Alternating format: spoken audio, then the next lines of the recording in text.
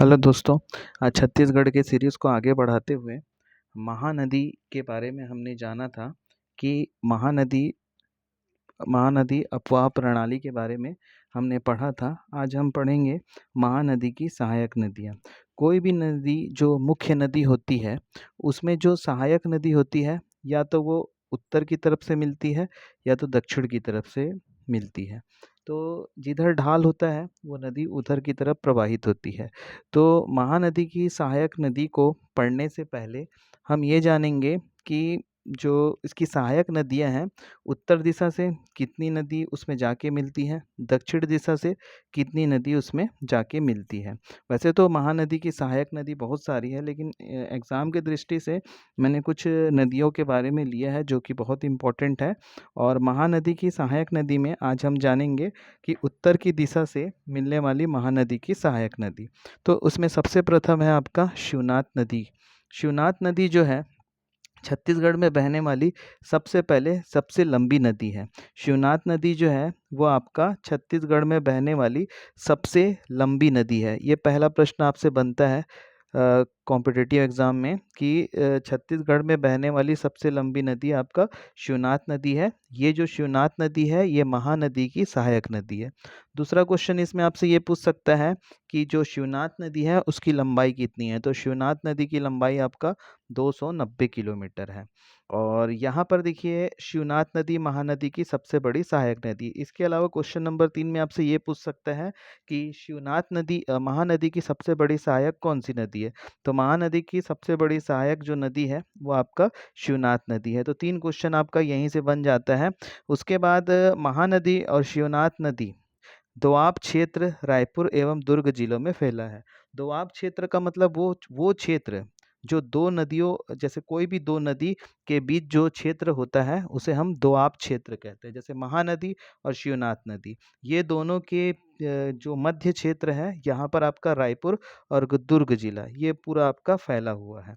उसके बाद कलचुरी काल में छत्तीसगढ़ों को 18-18 गढ़ों में विभाजित किया गया था। कलचुरी काल मतलब छत्तीसगढ़ के इतिहास में एक काल हुआ करता था जिसे हम कलचुरी काल के नाम से जानते हैं। इस कलचुरी काल में जो शिवनाथ नदी है इस छत्तीसगढ़ को 18-18 भागों में विभाजित करता था। इसके अलावा अब जानते हैं हम छत्तीसगढ़ में जो शिवनाथ नदी है वो उसका उद्गम स्थल जो है वो छत्तीसगढ़ में ही है कि बाहर में है। तो यहाँ पर देखिए जो छत्तीसगढ़ में जो शिवनाथ नदी है उसका उद्गम स्थल का बात करें तो शिवनाथ नदी का उद्गम स्थल राजनांदगांव के अंबागढ़ चौकी तहसील के पानाबरस पहाड़ी से हुआ है। ऐसा पिछले पिछले जो जो भी जितने भी एग्ज़ाम हुए हैं उसके अकॉर्डिंग जो शिवनाथ नदी का जो उद्गम स्थल है या जो टीम ने इसमें सर्वे किया था उस आधार पर जो शिवनाथ नदी का उद्गम स्थल राजनांदगांव के अंबागढ़ चौकी तहसील के पानाबरस पहाड़ी से हुआ है। लेकिन नए शोध के अनुसार यह माना गया है जो शिवनाथ नदी है उसका जो उद्गम है वो हमारे छत्तीसगढ़ से नहीं, महाराष्ट्र के गढ़चिरौली से हुआ है। तो यहाँ पर महाराष्ट्र का एक क्षेत्र है जिसे हम गढ़चिरौली के नाम से जानते हैं। इस क्षेत्र से शिवनाथ नदी का उद्गम हुआ है और ये शिवनाथ नदी छत्तीसगढ़ में राजनांदगांव के अंबागढ़ तहसील के पानाबरस पहाड़ी से बहते हुए छत्तीसगढ़ में प्रवेश करती है। तो इस आधार पर पहले के सर्वे में ये माना गया था कि जो शिवनाथ नदी है उसका जो उद्गम स्थल है वो पानाबरस की पहाड़ी थी। लेकिन नए शोध के अनुसार अभी जो शिवनाथ नदी का उद्गम स्थल है वो महाराष्ट्र के गढ़चिरौली नामक स्थान से हुआ है। अब बात करें कि यह नदी छत्तीसगढ़ में किस नदी से जाके मिल जाती है। तो जो शिवनाथ नदी है वो शिवरी नारायण में महानदी में जाके मिलती है। तो ये भी प्रश्न आपसे पूछ सकता है कि जो शिवनाथ नदी है वो किस क्षेत्र में महानदी में जाके मिलती है। तो जो शिवनाथ नदी है वो महानदी में शिवरी नारायण नामक स्थान पर जाके मिल जाती है। अब बात करें इस नदी की लंबाई की, तो यह जो नदी है इसकी कुल लंबाई है आपका 290 किलोमीटर। इस नदी की जो कुल लंबाई है वो 290 किलोमीटर है। अब बात करें इसका प्रवाह क्षेत्र कि ये जो शिवनाथ नदी है राज्य के कितने जिलों से में बहती है। तो शिवनाथ नदी जो है राज्य के 8 जिलों से होकर बहती है। तो याद रखिएगा कि जो शिवनाथ नदी है वो छत्तीसगढ़ के 8 जिलों से होकर बहती है। इन 8 जिलों को मैंने आपको आसानी से समझने के लिए इसे संभागवार में बांट दिया है। संभागवार बोलने से कहने का मतलब छत्तीसगढ़ में 5 संभाग हैं, तो इस 5 संभाग में किस किस संभाग में यह प्रवाहित होती है। तो यहाँ पर देखिए छत्तीसगढ़ के अगर बात करें शिवनाथ नदी का, जो कि 8 जिलों में प्रवाहित होता है, अगर इसे मैं संभागवार बांटूं तो ये आपका दुर्ग संभाग में बहती है, बिलासपुर संभाग में बहती है और रायपुर संभाग में बहती है।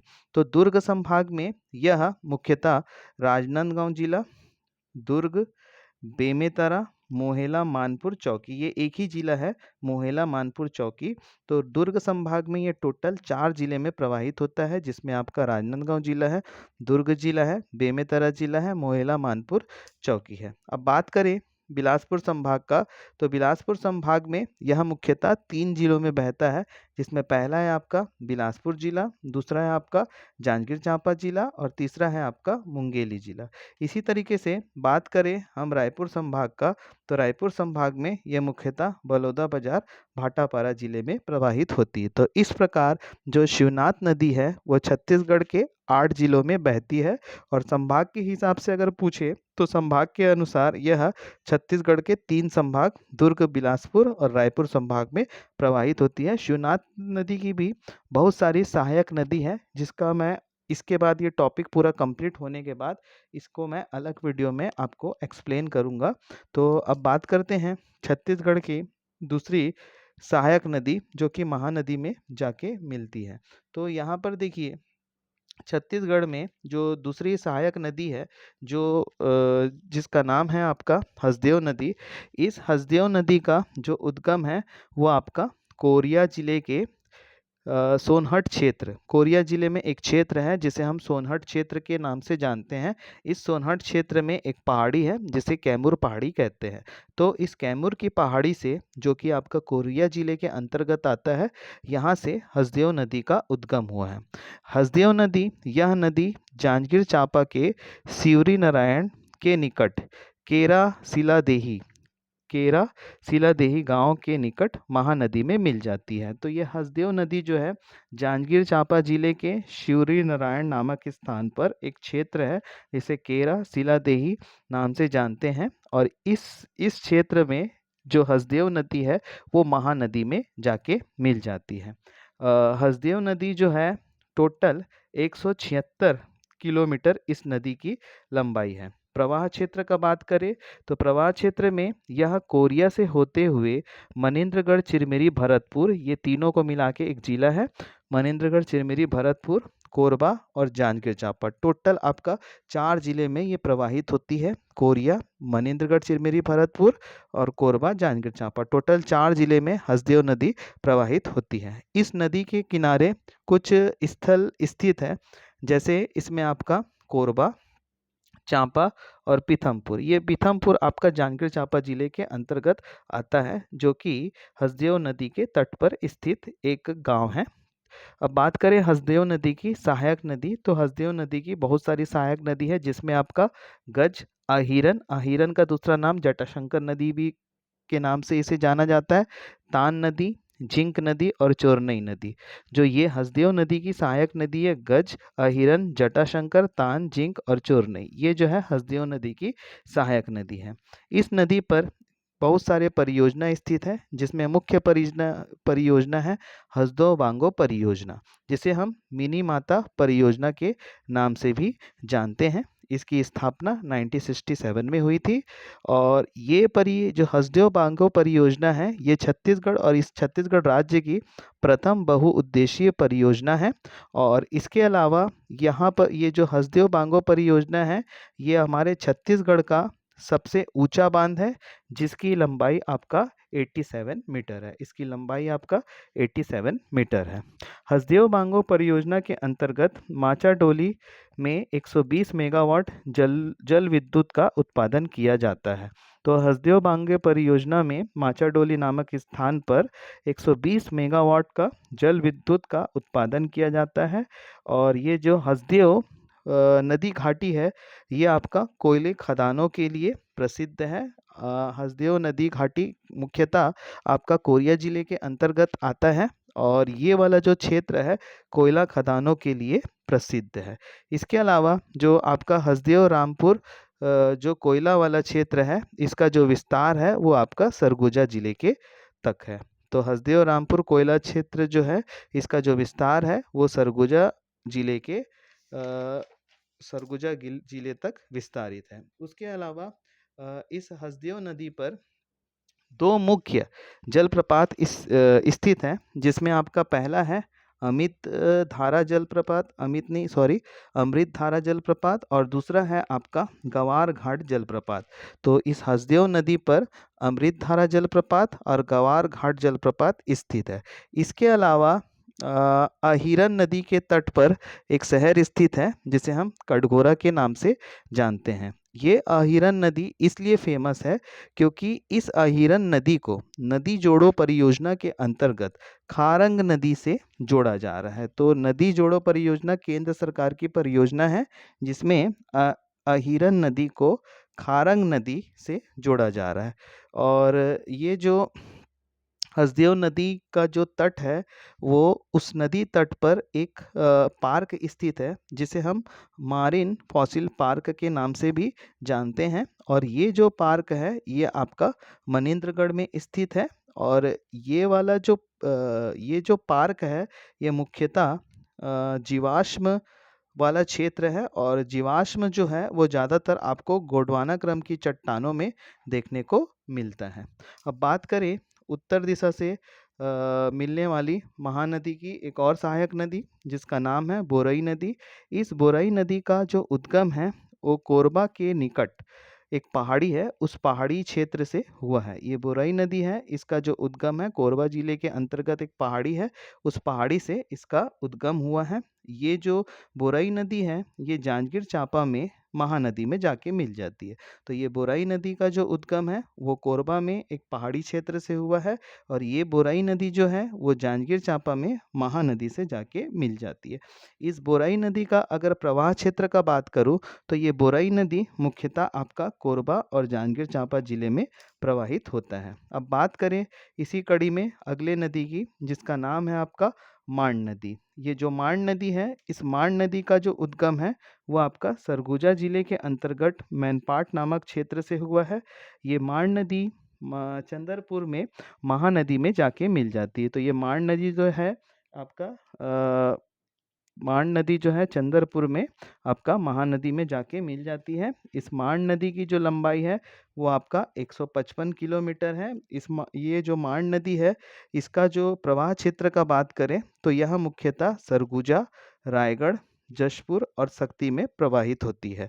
अब इस मांड नदी के बारे में आपको कुछ विशेष तथ्य याद रखना है, जो कि बहुत ही इम्पोर्टेंट है, जिसमें आपका पहला है मांड नदी जो है वो कोयले के लिए काफ़ी प्रसिद्ध है।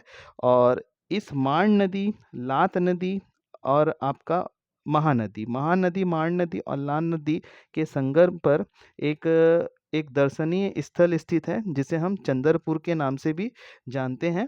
और इसके अलावा मांड नदी और महानदी, ये दोनों के संगम पर एक देवी मंदिर है, ये जो कि चंदरपुर में है, जिसे हम चंद्रहासिनी देवी मंदिर के नाम से भी जानते हैं।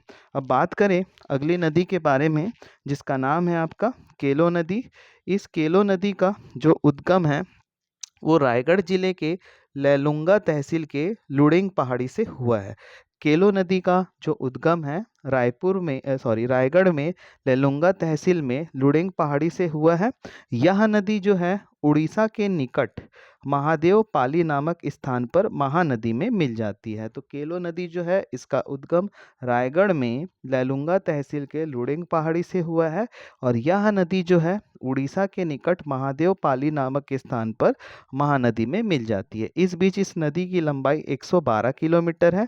प्रवाह क्षेत्र का बात करें तो यह नदी मुख्यतः आपका रायगढ़ में बहती है और इसके निकट इसके जो तट पर जो शहर स्थित है वो आपका रायगढ़ है। केलो नदी पर एक बहुत बड़ी परियोजना है जिसे हम केलो परियोजना के नाम से भी जानते हैं। वर्तमान में इसे स्वर्गीय दिलीप सिंह जुदेव परियोजना के नाम से भी जाना जाता है और इस केलो नदी को रायगढ़ की जीवन रेखा के नाम से भी जानते हैं। अब इसी कड़ी में बात करें उत्तर दिशा से प्रवाहित होने वाली महानदी की एक और सहायक नदी जिसका नाम है आपका ईब नदी। इस ईब नदी का जो उद्गम है जशपुर जिले के पंडरापाट के खुर्जा पहाड़ी के रानी झूला नामक स्थान से हुआ है। तो याद रखिएगा जो ईब नदी है इसका जो उद्गम है जशपुर जिले के पंडरापाट के खुर्जा पहाड़ी के रानी झूला नामक स्थान पर हुआ है। ये नदी का जो विसर्जन है ये नदी उड़ीसा में संबलपुर जिले में महानदी में जाके मिल जाती है। इस नदी की लंबाई की बात करें तो इस नदी का जो लंबाई है वो आपका 202 किलोमीटर है। ये नदी जो है मुख्यतः आपको जशपुर में बहती हुई दिखेगी और छत्तीसगढ़ में इस नदी की लंबाई मात्र 87 किलोमीटर है। इसके अलावा इस नदी में आपको एक चीज़ याद रखना पड़ेगा कि इस नदी में सोने के कण पाए जाते हैं। ये तो हुआ छत्तीसगढ़ में उत्तर दिशा से मिलने वाली महानदी की सहायक नदी।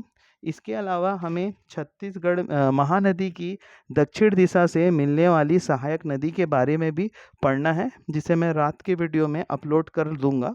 और अगर आपको ये मेरा बनाया गया हुआ वीडियो अगर पसंद आता है तो प्लीज़ लाइक शेयर कमेंट ज़रूर करिएगा। धन्यवाद। Thank you.